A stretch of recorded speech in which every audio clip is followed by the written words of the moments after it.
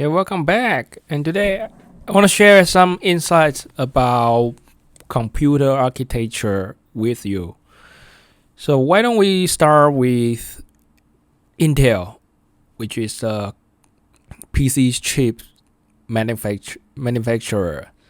And yeah, it used to be a leading company of semiconductor manufacturing, and definitely also a leading company in semiconductor design. But we are talking about manufacturing first. As you know, Intel has two departments. One's for PC chip design, and one is for manufacturing. And the manufacturing part, you can see their technology involved.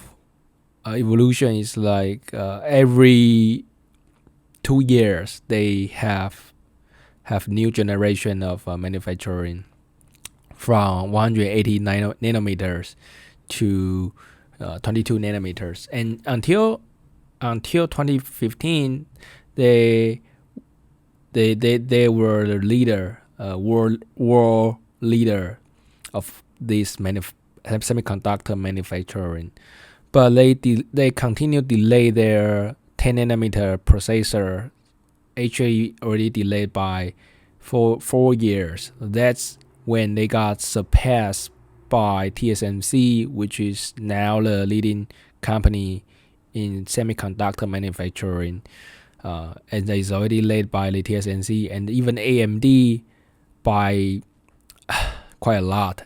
And the TSMC is even a generation ahead of Intel. Intel is now doing maybe this year they can like produce a more 10 nanometer CPUs, but TSMC already started mass production of 5 nanometer processors. So it's definitely, I think it's not just one generation. In this report it says one generation ahead, but I believe it's 2 generation, because the next generation should be 7 nanometers, and the next one 2 generations later is 5 nanometer. So Intel, that's very interesting. I don't know why it happened, but maybe something related to their management efficient and R&D efficiency. I think mostly related to management, and I don't tend to analyze, but that's just the trend. And in the next 5 years, you'll probably see TSMC will still keep this gap. Anyway, another thing that happened in 2020, I think, is the ARM. That's ARM PC CPU architecture. It's really making sensation because Apple launched their Apple M1 chip. And M1 chip basically is a really revolutionary product because it's based on ARM architecture. We all know PC. There are two main types of architectures of IC. One is x86, which is used by a majority of the computers, either laptops, PC, or even MacBooks until last year. And another architecture is ARM. So there are two major architecture. ARM chips are usually used for mobile devices like your iPhone, iWatches, or the iPad. And because it's more efficient in terms of power usage, you can use the lower power and achieve a very decent performance. And now recently 2-3 years, even a lot of iPad start surpass Intel CPUs, and that's why you see such ARM superior. And until last year, Apple started manufacturing their ARM CPUs for MacBooks. So you can see the adoption for the ARM computer chip will increase very dramatically because the developers, 1 out of 3 developers, they are using Apple MacBooks, and as Apple's are going to replace most of their product lines, MacBook product lines, with their M1 chip, which is ARM architecture. So you can foresee that in the 2025 there will be massive ARM users of the software developers. I don't really think there will be so much jump. It's from basically 0 to almost 60% in 5 years. Apple alone, they won't be able to do this because, as you know, there's 33% of developers that are using Apple. Let's say Apple make a very quick change, so there may be in the future all the new MacBooks will be based on the ARM-based architecture, but not everyone will use new MacBook. A lot of developers, they still using their old MacBooks. For example, myself, right?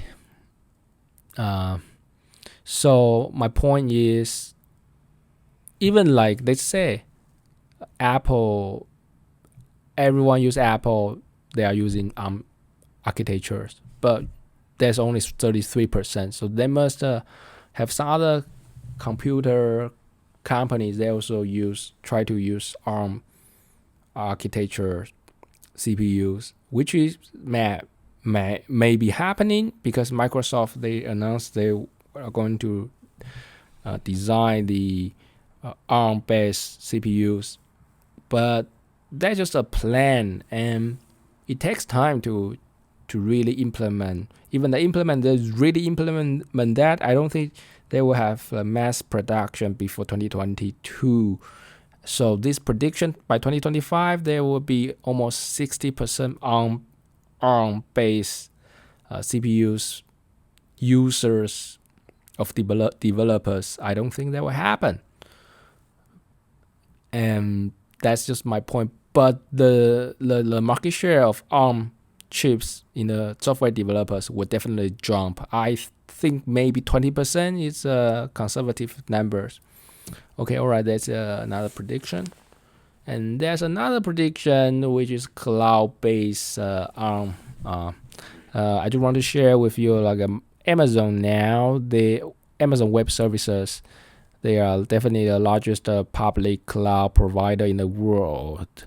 And they launched their ARM CPUs in 2020, and it basically reducing a lot of its purchase of CPUs from Intel and AMD. We know these two companies are the duopoly, and Amazon don't really want to pay too much for them, so that's the reason they design their own CPUs. One feeling is the barrier to entry of CPU design is lowering.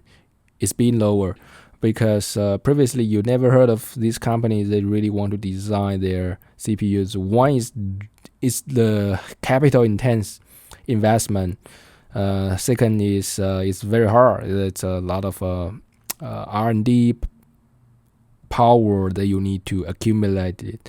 But now you can see that Apple, they're designing their own mobile CPU and the computer CPUs, and like a Microsoft, they're probably also going to do this, and more importantly, Amazon also doing this. So that's one trend. It's just maybe not as hard as before, but still hard. If you don't have enough capital, you won't be able to do that.